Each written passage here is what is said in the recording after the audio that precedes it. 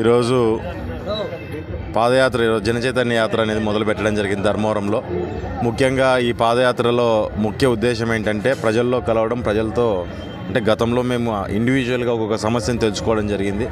అలా కాకోకుండా కలెక్టివ్గా ఉన్న సమస్యలు అంటే వార్డులో ఉన్న సమస్యలు కానీ, మరి దాంతోపాటు పర్సనల్ వర్గాలకు సంబంధించిన సమస్యలు అంటే పనులు మనం చేసే పనులను కావచ్చు, లేకుంటే కులాల వారీగా కావచ్చు, వాళ్ళకున్న సమస్యలు ఏవైతే ఉన్నాయో ఆ సమస్యలన్నింటినీ కూడా ఒక్కొక్కటిగా తెలుసుకొని వాళ్ళ దగ్గర నుంచినే అంటే అడ్వైజ్ అనేది మనం ఏ రకంగా ముందుకు పోవాలనేది కూడా వాళ్ళ దగ్గర నుంచి అడ్వైజ్ తీసుకుంటూ ఒక లైన్లో తీసుకెళ్ళడం జరుగుతుంది.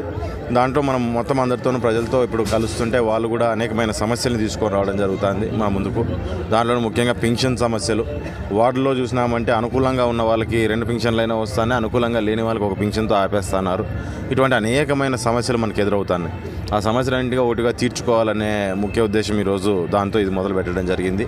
అందుకంటే ముఖ్యంగా లోకల్ మేనిఫెస్టో అంటే ఇక్కడ జరుగుతున్న స్టేట్లో ఇచ్చిన మేనిఫెస్టో కాకుండా ఒక లోకల్ మేనిఫెస్టో అంటే మనం టౌన్కి ఏం చేస్తాము, ధర్మవరం లోకల్ మేనిఫెస్టోని రెడీ చేసుకోవడానికి ఈ పాదయాత్ర అనేది ఖచ్చితంగా నాకు ఉపయోగపడుతుంది అనుకుంటున్నా. మరి దాంతోపాటు ప్రజల సమస్యలు తీర్చడానికి కూడా ఉపయోగపడుతుంది అనుకుంటున్నాను.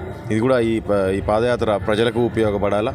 రేపు పొద్దున ఏ పద్ధతుల్లో ఏ మేరకు మా ఇన్వాల్వ్మెంట్తో టౌన్లో ఉన్న సమస్యలు మేము తీర్చుకోగలుగుతాం అనేది కూడా ప్రజలకు నేరుగా దగ్గరికి వెళ్ళి చూస్తున్నాం. కాలువలు, రోడ్లు కొంతవరకు వస్తున్నాయండి. వచ్చినప్పుడు వాళ్ళకి చెప్తున్నాము, రేపు పరిస్థితిని బట్టి ఖచ్చితంగా చేస్తామనే దాని మీద.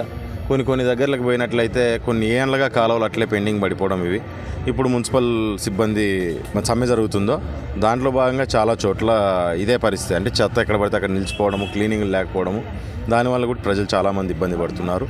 అది తొందరగా మున్సిపల్ వాళ్ళ వర్కర్స్ వాళ్ళ సమస్యను తీర్చినట్లయితే ఈ సమస్యలు ఇది అవుతాయి.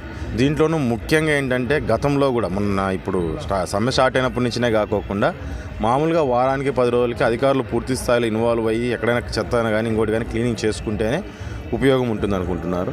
కానీ అప్పుడు కూడా ఆ ల్యాగ్ అనేది ఎక్కువగా ఉండడం వలన ప్రజలు కూడా ఇబ్బంది పడే పరిస్థితి కనపడుతుంది. ఏదో వాటిలోని ఈరోజు చూపించాలనుకుంటే చాలా వాళ్ళు ఫోటోలతో పాటు తీసి పెట్టున్నారు. వాళ్ళు నిజంగా వాళ్ళు చేసేటట్టుంటే హ్యాపీ, మేము కూడా హ్యాపీ, దాన్ని కామెంట్ చేయము మేము. కానీ వాళ్ళు అభివృద్ధి చేశాము అనే మాట మాట్లాడడం అనేది కరెక్ట్ పద్ధతి కాదు. నువ్వు ఎక్కడో బ్రిడ్జ్ కట్టాను, ఓ దగ్గర రోడ్ వేసాను అన్నంత మాత్రం టౌన్ అంతా అభివృద్ధి చేశానని చెప్పి మాట్లాడడం మంచిది కాదు. సరే నువ్వు అభివృద్ధి చేశానని అంటే మొత్తం వార్డులే పోయి ఈరోజు మేము ఏ సందులో తిరిగాము, ఇదే సందులో దయచేసి తిరిగి వాళ్ళ సమస్యలు ఏదో కనుక్కొని మళ్ళీ వచ్చే ఈ 2 నెలల్లో ఏం పనులు చేస్తావు, 4 సంవత్సరాలు గాలికి వదిలేవు కాబట్టి ఈ 2 నెలల్లో కూడా ఏం పని చేస్తావు అది కూడా చూస్తాం మేము. సో అభివృద్ధి చేయాలనుకుంటే హ్యాపీగా మీరు చేసేదానికి మేము కూడా ఛాలెంజ్గా తీసుకొని మేము కూడా చూస్తాం, చేస్తే హర్షిస్తాం. మేము కూడా కరెక్ట్ బాగా చేశాడు వెంకటరామరెడ్డి అని మేము కూడా చెప్పేదానికి ఉంటుంది. అదే చేస్తే అర్థమవుతుంది దానికి.